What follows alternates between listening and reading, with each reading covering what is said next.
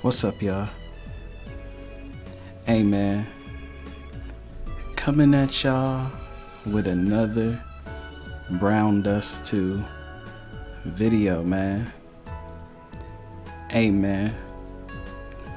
Now, I know y'all seeing all this loveliness on the screen, man. You love to see it, man. You really love to see it. Hope y'all are doing good out there. It's been a minute since we did a Brown Dust 2 video, but I have not forgotten about y'all, man. I said I wanted to start covering this game more often, and that's exactly what I'm going to do, man. I love this game. YouTube does not like my Brown Dust 2 videos. They be demonetizing the hell out of these videos, and that's okay, because we're not gonna be nerfing the goodness of the video just because of YouTube. We ain't selling our soul out yet, you know what I'm saying? I'm trying to provide y'all with the goodness, with the good stuff. Now, we might do videos every now and again that are like, you know what I'm saying, they're probably not gonna be as lewd, but we're gonna get a good mix. We're gonna try to find a middle ground, a good balance and everything, but I still wanna, I'm a man of culture, and I wanna provide to my men and women of culture, but yeah, so if you enjoy this kind of stuff, Brown Dust 2, Nikkei, Waifus, etc., make sure you go ahead and subscribe, man, so that way you don't miss out on anything. But topic of today's video, we have 2 banners that are out right now. Is it 2? It's 2. Yeah, 2 new banners along with an older banner. So I wanted to kind of look at that and kind of help newer players or people who are unsure of like, hey, which of the banners should I be going for?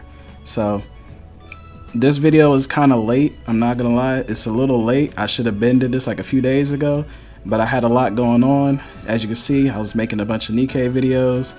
I'm also playing a bunch of other games. I'm playing Nikkei, Brown Dust 2. I'm playing, y'all saw me, I posted on the community tab. I'm trying out Arc Recode. I'm trying, what's that game? Echo Calypse. I'm trying that now, seeing if I actually even want to cover those games. I'm trying to see if I want to cover Echo Calypse or Arc Recode. I'm playing them right now because I'm not just gonna show y'all stuff that I don't think y'all were like just for some views and clicks and everything. I have to genuinely enjoy it and recommend it for you guys. So that's what I've been up to. So I apologize for a late video, but I want to try to see if I can help y'all out a little bit on deciding who you should be summoning for if you're kind of like a newer player or whatnot. Hopefully I can provide you with some knowledge and guidance on this stuff. I'm still new myself, and like I said in the previous video, I want to learn more. So I do have some reference. I know a lot of people who are veteran players who play, and I also have some references that I can get this information from, so that way you guys are getting the most accurate info about the game and how to make a informed decision, basically.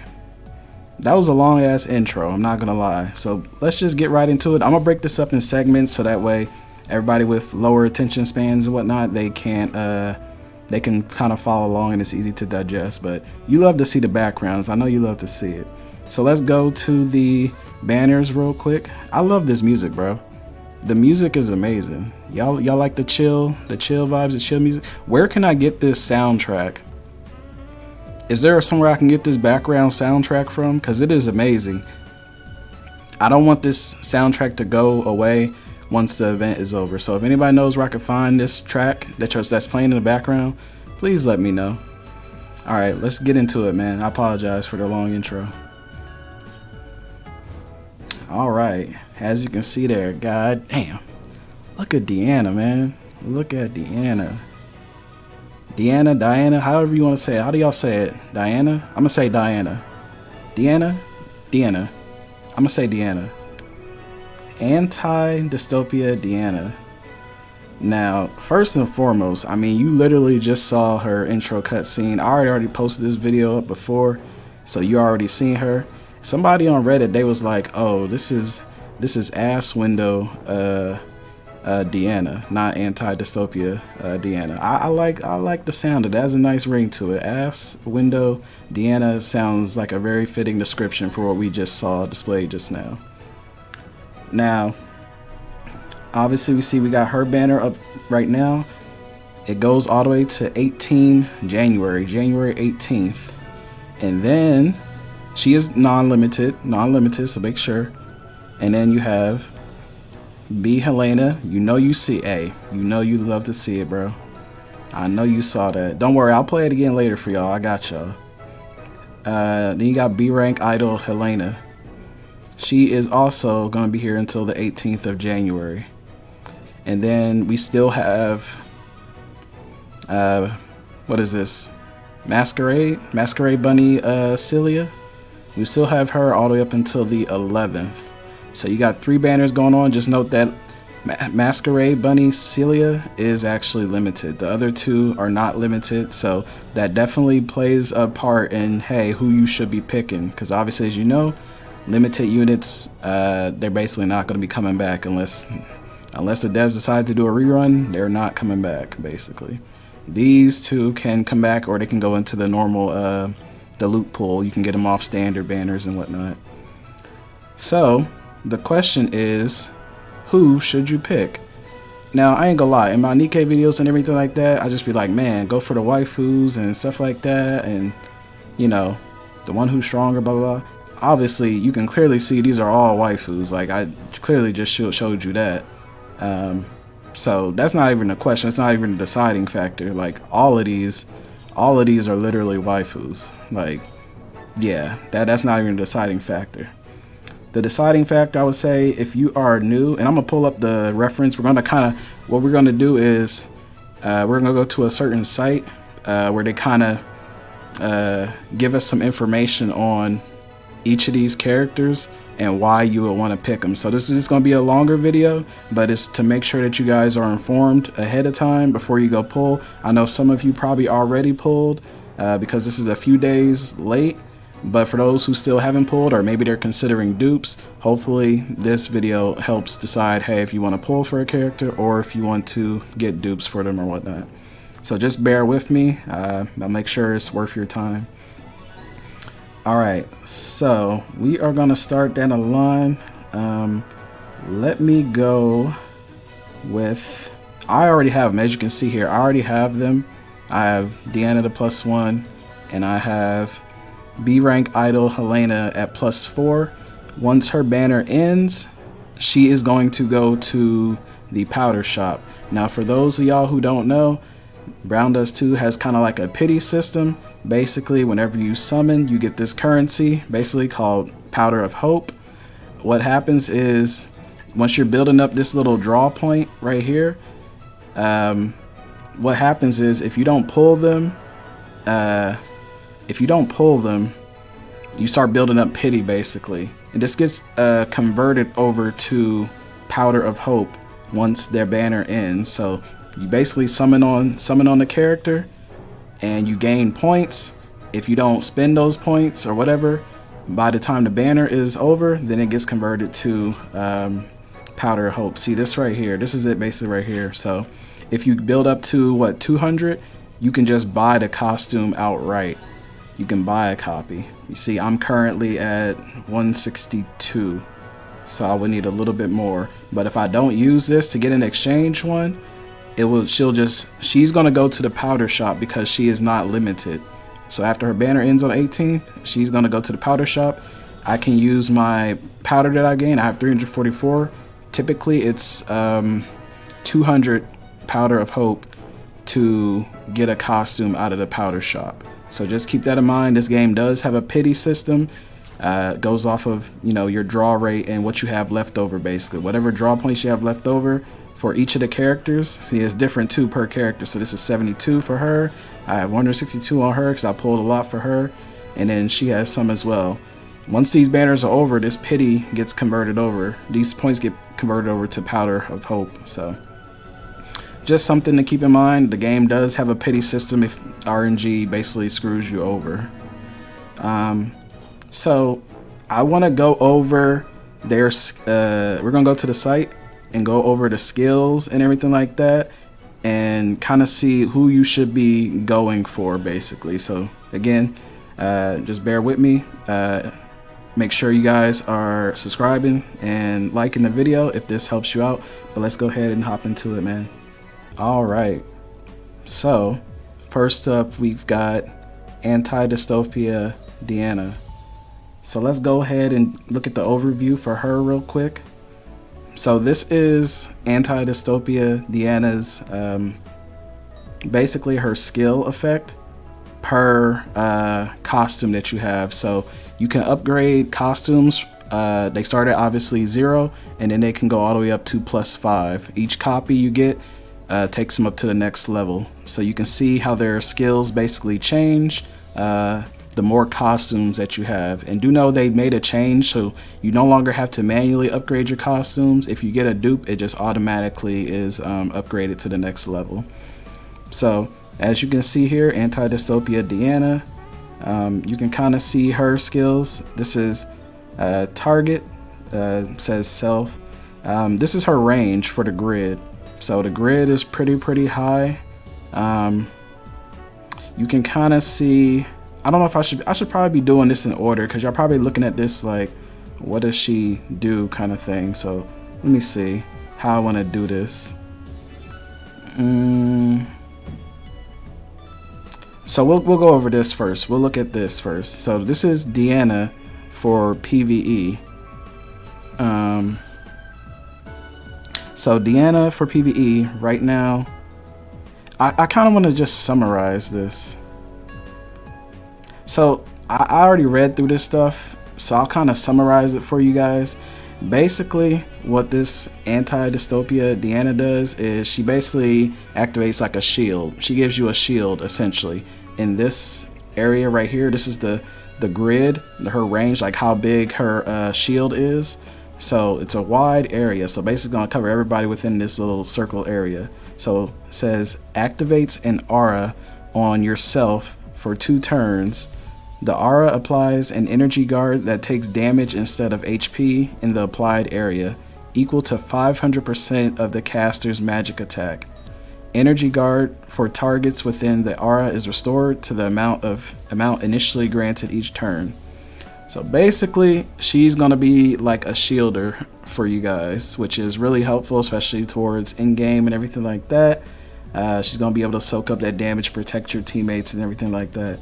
So the upgrades are really important.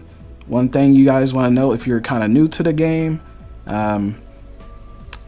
characters have SP cost. Basically, the more SP to cost, the less you're going to be able to do their skills. So you want their SP cost to be as low as possible. Typically, in order for the SP cost for a character to go down, usually you have to get like a +1 or something. As you can see here, some of them cost more though. Some characters cost, you have to get more costumes than one. You have to get multiple costumes to lower their SP count. It just kind of depends. Diana, she already has a low SP count of 2 already, so that's pretty good. But at +1, she lowers it down to 1, so that's really good for like PvP and stuff if that's your thing. Let's see, upgrade 2 +2 basically increases basically how strong the shield is. So the aura applies an energy guard that takes damage instead of HP in the applied area, equal to 650% of the caster's magic attack. So it goes from 500% to 650%. +3 goes to 800%. +4 says 3 turns. So basically the cooldown time, so there's also a cooldown time. So there's skill points and there's a cooldown time before you can use it. So cooldown time goes down to 3 turns. So still 800% like +3, but it's with 3 turns. This right here, +5 is 1000%.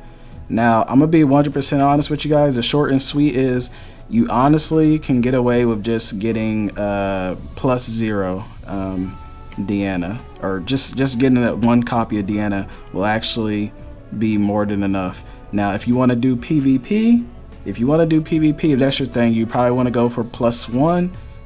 She'll be really good for that because obviously the lower the skill points, the obviously is going to help her out in PvP more. So yeah, only for PvP though. If you don't really care about PvP, then just get one copy and call it a day. But Diana is going to be really good, a really good shielder and everything like that. This is kind of the overview for her, kind of her pros and cons. So pros, low skill point cost from +1 onwards. So it says one of her pros is she has a low skill point cost. It is it's only going to cost 1 skill point to use her ability once you get her to +1, which is very, as I said, is very versatile for PvP. Benefits from magic attacks, supporter buffs, Helena basically. So if you have Helena and Diana, they'll work hand in hand together. Works fine at lower levels, but at +5 with magic buffers like Helena, it is the most powerful team energy guard skill in the game, significantly outclassing Red Hat Rue. Base costume is already top tier, so this makes Diana even better. Now, if you haven't seen Diana's costume before, that was the one that I showed earlier. I can kind of show it again if y'all want to see it. It's the one that just passed. I guess we have to go through it again, but if you haven't seen her original outfit, we'll let these play real quick. These are glorious, man. Hey, Brown Dust 2 has some of the best wallpaper in any game that I play right now. Of course, you got Eclipse doing her thing. She's just ridiculous. And we got Celia. YouTube does not like this, but I don't care, bro. This is too good. This is the original Diana skin with the cheeks on deck. You love to see it, bro. But apparently she's really, really good as is. So yeah, base costume is already top tier, so this makes Diana even better. When it comes to costumes, again, for those who are newer to this game, the costume, just think of them as essentially another skill. So you have a character, say Diana, she has her original costume and this costume. I could probably just show you. Let me show you instead. So we can go. We'll go here. I'll go to my Diana real quick.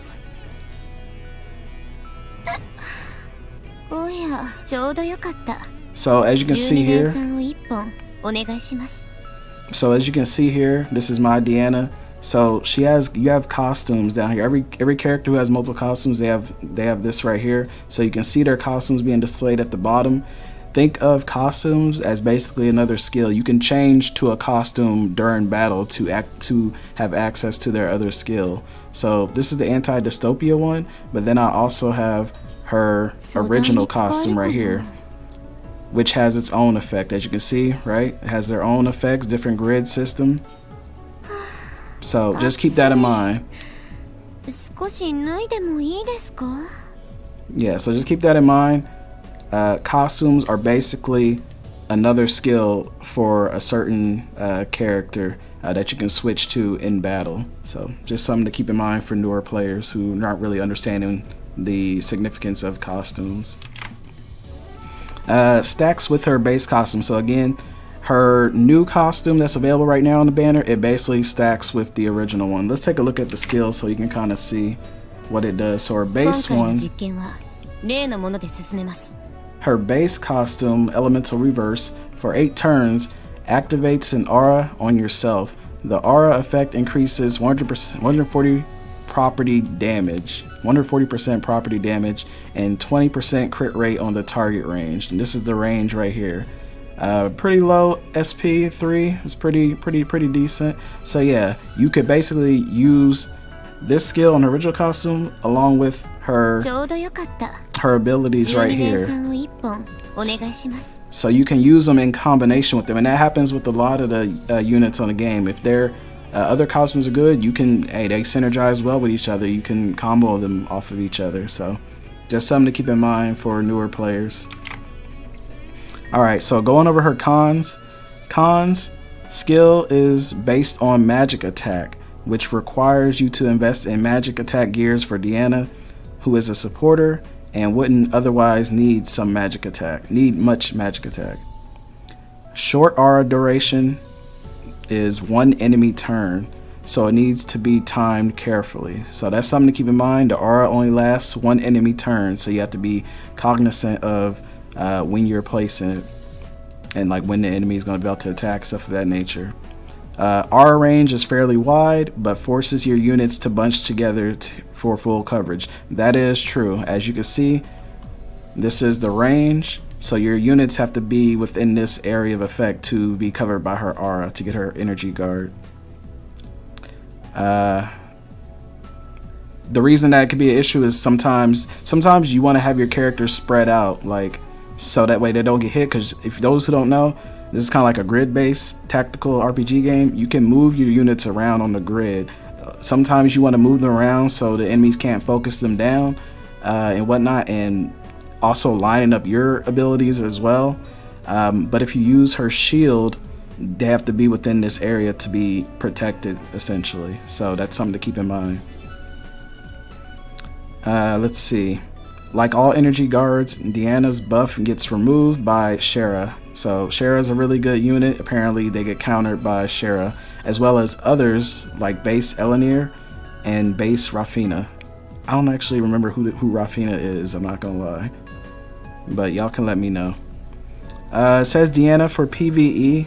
Right now, this is the original Diana, right now the original Diana is a top tier supporter for in-game content. As I mentioned, like I showed you before, this Diana right here, wait, which one? There we go. I'm sorry. This one right here is a top supporter for in-game content. So just something to keep in mind. Yeah, top tier for in-game content because she has the highest damage boost for both magic and physical type units. The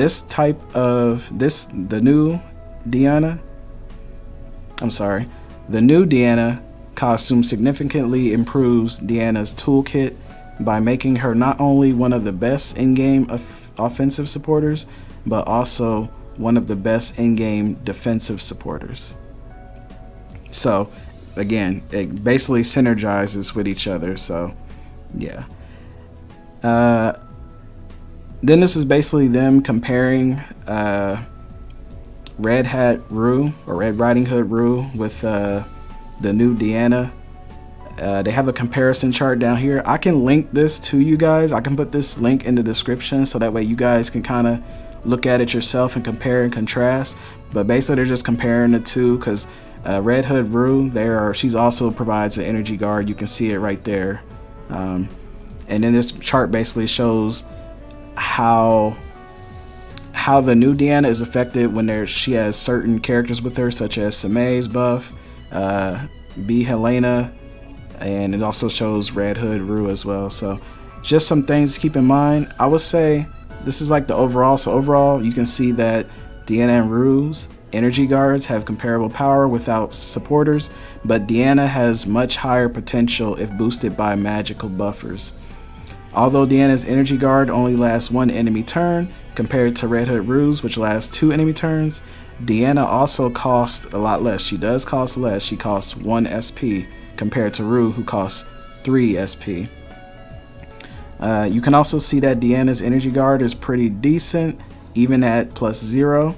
Like I said, yeah, if you are not focused on PvP, plus just 1 copy of the new Diana should be good enough, as they mentioned here. So especially once buffed. On the other hand, +5 seems to be overkill right now for PvE. Presently, there's really no content that requires the huge defensive potential that the new Diana offers. So again, +1 copy is more than enough for most of the content. You can go +5 if you want to, but honestly, anything past +1 is probably overkill. As they mentioned, you don't really need that much defensive capability. So that's good. You don't have to go too far or invest too much into Diana to get the most out of her. Finally, note that Diana has a minor advantage in that her energy guard refreshes once at the end of the turn it's cast. So that gives Diana's energy guard the edge against dot attacks. Burn and bleed damage at the end of each turn. So that's something to keep in mind. So again, Diana's gonna be good for basically like supporting your team, keeping them shielded with the energy guard and whatnot. You can combo her up if you have the original costume. They synergize really well with each other. I think she is a must-have unit. The main selling point is that, hey, she has an energy guard, she has low SP, and she synergizes with her original costume, and you don't have to invest that much into her. You can just do one copy, or you can go with +1 if you are someone who enjoys PvP. You can do that. So that is Diana. That's why you would want to go for Diana. Again, either one copy or +1 at the most. Anything else is kind of overkill. Alright, so let's go on to B Helena, because that's the one that everybody is wondering about. Now I'm gonna give you the TLDR. B Helena is essential basically for anybody who wants to build a magical team. She provides a lot for the magical teams. However, and this is a big caveat, she requires a lot of investment in order to really take off and get going and start doing like crazy stuff for the magical team. They're going to kind of mention it here. You have to basically be either +4 or +5 for her, and that's a lot of investment for a unit, especially if you're free to play or a light spender. That's definitely something to keep in mind. So they kind of show it a little bit right here. We'll kind of go over it. So let's see here. Do they have her? Where's her skills at? I didn't see her skill. Where'd her skill thing go? It's up here. I guess they have it up here. I don't know why it looks like that. How do I want to do this? All right, we'll just go over the overview. So the pros of B Helena. Only 5-star magic damage supporter in the game, excluding Diana, base Diana, who boosts property damage, and the best magic supporter to date. Huge 50% crit boost at +5. This is the big part right here. This is like the heavy hitter. But again, like you said, she has to be +5 to hit this 50% crit boost. That's the thing. That's the kicker. So she's not really going to be a unit that is accessible for everybody, because that's a really far investment. So just keep that in mind. If you're trying to go for B Helena, you're gonna basically have to go all the way. So just want y'all to be aware. Heal power pairs well with top Idol Helena's base costume. So basically Helena's base costume, it pairs well with that. Just like I mentioned with Diana, both of their base costumes pair well with each other. They synergize off each other. But it's really notable for endurance battles. The cons, as I mentioned, she needs a lot of investment to reach full power. Crit damage boost doubles at +5. So I can kind of show you right here. This is basically Helena's her upgrades from just one copy all the way to +5. So this is her magic attack that she increases. This is the crit, and then this is her healing. So the big one, like I said, the crit chance is, the crit damage boost is right here. So as you can see, she starts out with crit at +25% all the way from her base all the way to +4. It's not until +5 B Helena that it doubles to 50% crit boost. Now this is going to be huge for magic units, like, so if you got the Bunny Eclipse, who is really strong, it's going to be good for that. The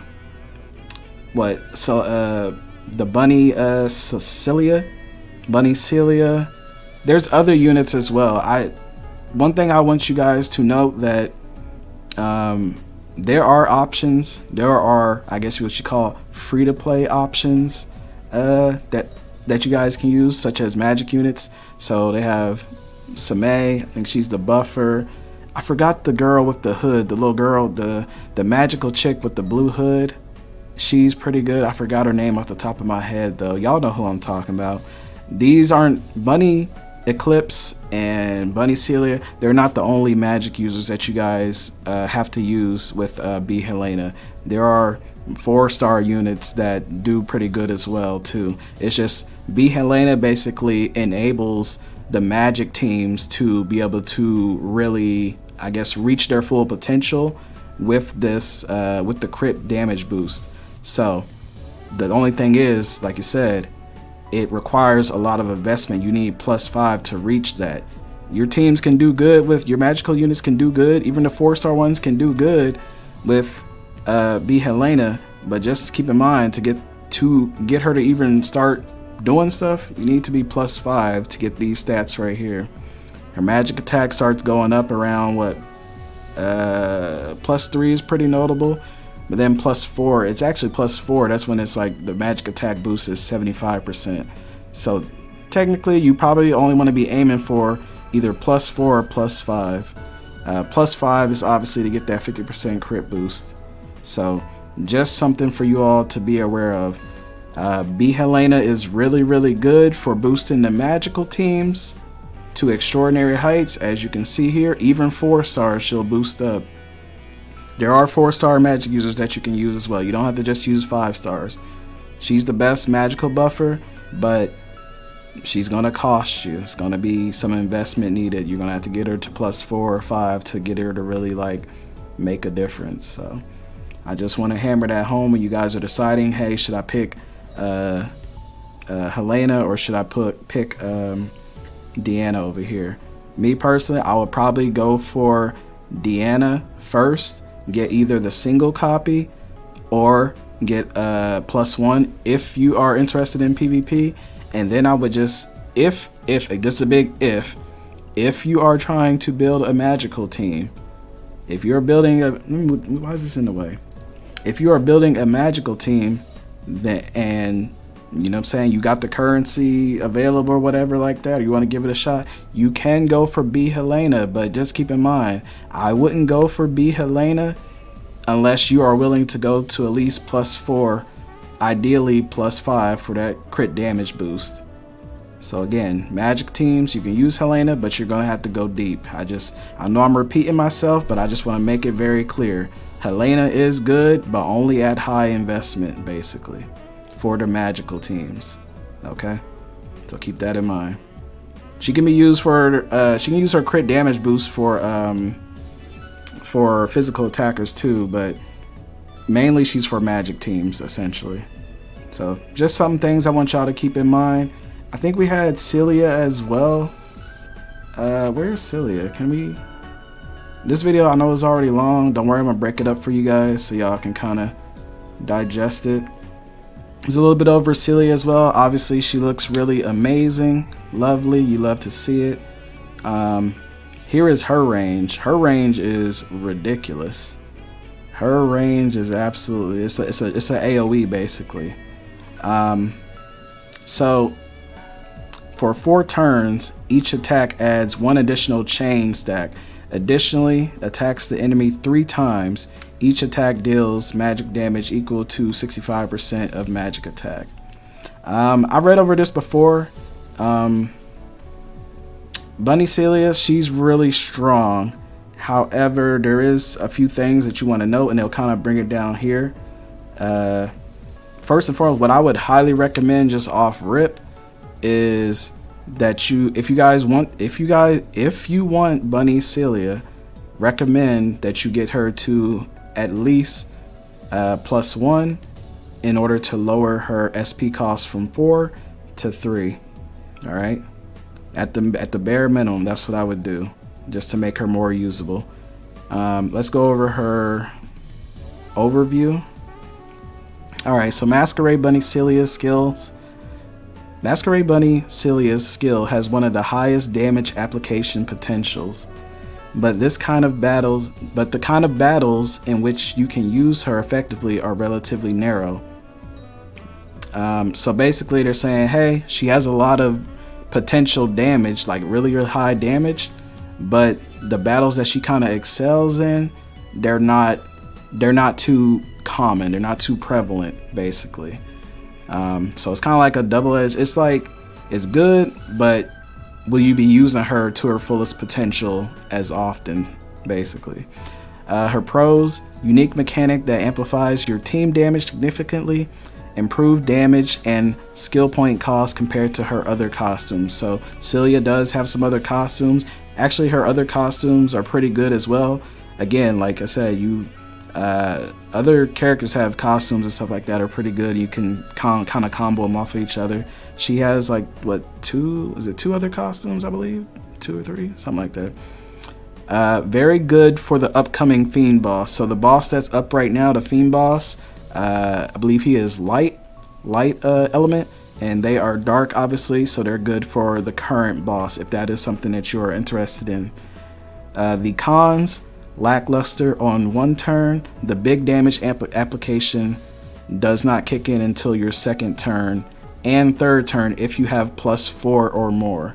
Alright, so basically with Bunny Celia, she doesn't really start ramping up until the 2nd turn. It's like a build up, basically. And if you have more copies of her, like +4, you can get it on the 2nd and the 3rd turn as well. So, but again, that's more investment.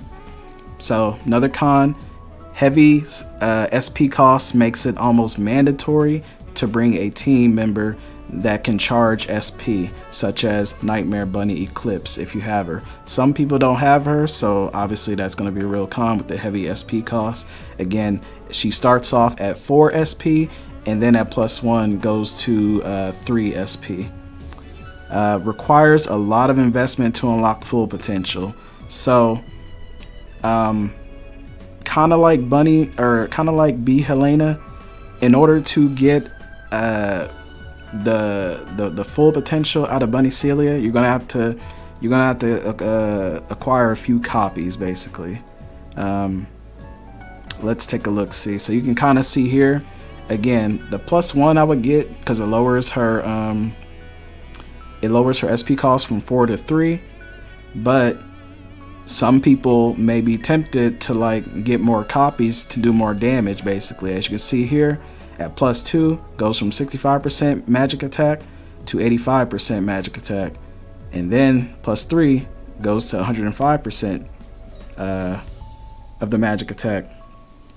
+4 changes it from 4 turns to 6 turns with the same percentage of magic attack, and then +5 goes all the way to 125% magic attack. So me personally, I only have her at +1. I mean, if you're a whale, or you really like the character, or you just want to do that big damage, hey, you can go for those if you want. I'm probably personally not gonna do that yet, but to each their own. Hey, it might be good. Like, you can see her area of effect and everything like that, but I went with +5 on the Bunny Eclipse, but who knows, maybe I'll change my mind. If I get copies of her up until then, like on the free summons, then hey, I'm gonna take it, but I'm good at +1 personally. Y'all can let me know what y'all think down in the comment section. Again, I'm not a pro when it comes to Brown Dust 2. I'm just trying to provide y'all with some helpful information, with some facts here, so that way you guys can make your own informed decision, basically. If I am messing up or missing anything, those who are more familiar with the game or veterans, feel free to chime in and let me know if I overlooked anything or got something mixed up. Please feel free to let me know, so that way we all are aware. Requires her other costumes to use effectively. So they're saying basically to get the most out of this costume right here, you would have to utilize her original costumes as well. So something to keep in mind. Well, we can look at her other costumes real quick. I think I have her. Let's see. Where is she at? Where are her other costumes? I'm blind. Where is she at? Oh, she's right here. So this is one of, so I have 2 of her costumes. I believe I'm missing one. I'm missing one of her costumes, so I can't really see the original one. I'm pretty sure she has 3 altogether. She has this one, which has its own skills, and then she has this one as well. Damn, she looked lower. She looks good in all her costumes, bro. This one says you attack 7 times. Each attack deals 3 magic damage based off of the 18% of magic attack. Decrease attack by 35% for 4 turns. This is the grid. I'm not sure how it looks with multiple copies, and like I said, I don't know what her original costume does. So if somebody wants to chime in who has it, like the reason that they're saying, hey, you need to utilize her other costumes in conjunction with this costume to take advantage of her. If you can chime in, let us know. That would be very helpful. But yeah, she definitely has other costumes, and they're saying that apparently she needs to use those in conjunction with her new costume to take her to make her most effective, basically. So yeah, that is all of them, I believe. So wait, let me go all the way back. You know what I'm saying? We got to see it. I'm gonna show y'all the. Let's go to the scenes again for y'all can see everything. Cause I don't know if y'all seen. This is the original Diana, but we can show Dystopia and again. So look, you know what I'm saying? I mean, this is why you want to pull them just off a rip. I'm just saying. Speaking of rip, you know what I'm saying? Yeah, just glorious, man. So that is pretty much everything. Again, I just wanted to bring this to you guys' attention, give you my thoughts on, hey, who you should be, which banner should you be rolling on. Me personally, like I said, we can take a look here again. I personally,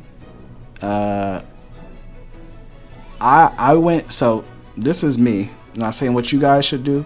I like the magic team. I like the magic units. Basically, I love Bunny Eclipse. So I saw Bunny Eclipse, I was like, I'm gonna do whatever I can to make Bunny Eclipse incredible. So I went +5 on Bunny Eclipse, and I went +4 on B Helena. I'll get my last copy of her when she goes to the exchange, or if I get lucky on the free draws. So I'll have +5 for both. But me personally, what I would recommend for you guys, I would not recommend that you go this far on, how do I say this? I wouldn't recommend you go all out like this. I would only get B Helena. Again, if you are 1, trying to do a magic team, and then 2, if you are willing to go really far and invest in getting her multiple costumes, at least +4, preferably +5. So that's the only reason I would recommend B Helena for you. You want to build magic teams and you're willing to go to +4 or 5. If not, I would definitely pick up a copy of Anti-Dystopia Diana. If you are interested in PvP, get the +5, lower her SP, make her even more viable in PvP. If you want Masquerade Bunny Celia, just keep in mind, +1 is gonna lower her SP, but as I mentioned, if you have her other costume, she's gonna be more effective, basically, if you have her other costume. So just something to keep in mind. +5 will get her a lot of damage, but it probably isn't necessary unless you just really like her and you're willing to go in deep. At the end of the day, I would spend wisely. I would personally recommend most people just get a copy of Diana. And then if you guys want to invest for your magic teams, go for B Helena if you're willing to go far. And then Celia, get her +1. If you need a magic damage dealer. If you're building a physical team, this probably doesn't really even matter. Or if you're doing a hybrid, you can do hybrid teams too. You just have to see who your buffers are and everything like that. There are free-to-play options in this game, units that they even give you for free. Our Aranus is a 3-star. She is an incredible buffer, as you guys can see. I'll show you guys because I want you guys to be informed. So let me take a look.